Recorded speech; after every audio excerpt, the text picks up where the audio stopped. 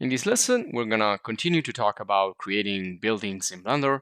And in this case, we're gonna create some multi-story buildings. So we're gonna create more floors, and we're gonna create also elements that are necessary if we wanna move from one floor to the other, which are stairs and ramps. And also we will talk a little bit about facades, how we can manage and create railings and windows, curtain walls, and panels, curtain panel system, and so on. So just like we do in building information modeling applications, so we create more levels and then we create stairs and railings. We can do this also in Blender using Blender tools and also additional tools that we can find with the add-ons. We also are going to see how we can create multiple elements using arrays. Now I'm going to delete this bin file and the other file that we created in the previous video using the Archimesh add-on. So we created doors and windows and columns and arcs, and we generated these walls. So we can find also similar tools in the add-ons that we're gonna talk about in this video. So I'm gonna delete all these right here. And also this one here, we're gonna recreate a building like this. So we're gonna use for these building tools, which is an add-on specifically created for exteriors. So there are some add-ons that are better for interiors and some other that are better for exteriors. So I'm gonna get rid of all this stuff that we're gonna create in this video together. So let's start here. Now the first thing I want to do is set up the cursor, 3D cursor. So we want to bring this to the origin. So let's expand the sidebar pressing N. Let's go to the View tab, and let me just quickly change the language here into English. Okay, so View, and let's place this 3D cursor to the origin of our world. So let's input 0, 0, 0 for the location in the X, Epsilon, Z, and now let's get started. Now we need to have these add-ons in order to follow this lesson.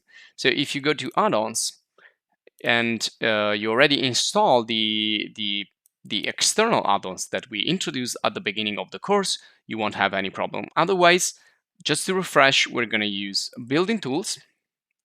So this one here, you can see it's already downloaded, installed, and activated. But you will find also video guides in the channel talking about these external add-ons and how you can install it. And then we're going to use Bagapie. There you go. Now another one you may want to have a look at is Archipack. And this is similar to Archimesh, so it creates a lot of architectural elements. Now you find all the information here. So we're going to use Archipack. We're going to use building tools add-on. Again, you can find the video dedicated to this in the channel, but also you can find it. You can find information on Google, and also Bagapie. This one here is the Bagapie modifier. Can be found in Gumroad, and all the instructions again are in another video guide, but you can also check the information you can find. So once you download it, install it, and activated these add-ons, you are ready to go. So let's get started, and let's begin with building tools, which is going to appear here in the sidebar. You can see it's building tools, and it's going to ask us to create, first of all, a floor plan. So if I click here, it's going to create a plane essentially, and this is our floor plan, which is pretty boring. So what we can do is do something a little bit more complex. Now from here on the bottom, we can open up this little menu. We can change this to circular, and we can change the radius. So if we have like a circular building, and then we have composite, which is like more complex building type. Also H type, shaped, and random. So you can kind of experiment until you find the one that you think it's good for you. Now you can also change the width and the length of the main element. And well, if you're happy with this, then you're fine. If you want to have a little bit more control, you can go to composite. And so let's say that the main area here is going to be like a square, and it's going to be 8 meters times 8 meters. So it's going to be a perfect square. And then we have like these wings, so we can do like a really long wing, 10 meters, and then like a small right here and another right there. Let's make this a little bit bigger. Let's make it 6, and then like 2 meters there on the back. So it's kind of a more complex than a simple plane. Now, once you have the floor plan and we have the precise measure here, so we are working precisely, and these are the measures right here. Well, you also have this angle if you want to like create, I don't know, like deconstructivist architecture, but let's do this at 0 right now. So you can also restore the operator default right here, or you can save whatever you do. So let's save this. Let's call this building plan A. So let's say OK. So you can save everything you do here with the plus icon, or you can press minus if you want to get rid of that, or you can restore the defaults anytime. So you can get back the one that you created anytime as well. So once you have the floor plan, you need to switch from object mode to edit mode. Now, once you are in edit mode, you can start to add floors. So if you want to create multi-levels, multi-story building, you just need to select which areas you want to extrude. Now, this is not polygonal modeling. It's more like a generative design, generative creation of elements. So it's more parametric than mesh modeling or poly modeling. So what we need to do is just select the faces that we want to push up essentially and create a floor with it. So if I select everything and do add floors, it's going to create our first floor. So if it is an apartment like this, we're fine. Now we need later to create a void inside, and then we have the walls. But this is specifically, or well, actually it's better for exteriors.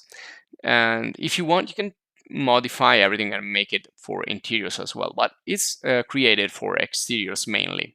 So we have this first floor, and then we can continue. So if we want multi-story, we can click here and continue to add floors. Now also we have parameters here, which is floor height, and probably 2 meters is too low, so let's make it 3. And then we can add a slab or not, but usually you want a slab because that's like the floor. So let's make this also 0.3 because this is the usual thickness of a ceiling of floor. And then we have also the slab outset. So if you want like a little bit extruded in the outside, or if you want to just perfectly in line with the floors. Now, if you see, this is an empty building. So again, this is better for exteriors, but you can like solidify everything and then create walls like we know how to do. So I don't want to use a slab actually, or just, just small slab like this in this case, but you can do whatever you want. Now I can continue to increase the levels or stories, so I can create like a skyscraper real quick. So this is a 20 floors building, 20 stories building. Okay, now let's continue. And if I want to save again this operator, I can type here like skyscraper. Okay, so every time again I will do add floors. So if I select this and I'm gonna do add floors, it's gonna add another 20 floors.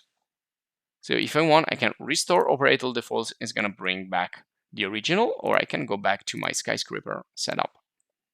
Okay, now let me just go back. I don't want to make it too high, but you can choose the height of your skyscraper, of course. Now you can still edit everything in polygonal modeling fashion. So if I select this, I can make like the top floor a little bit bigger. And we can add a roof right away if we select the top face. So we can do add roof. And this is like a classic roof with slopes. So you have the thickness here as well. You have the outset. You have the height. So depending on what you want to do, or you can change here into other things like gable, or perhaps something more modern like flat. So this is a flat.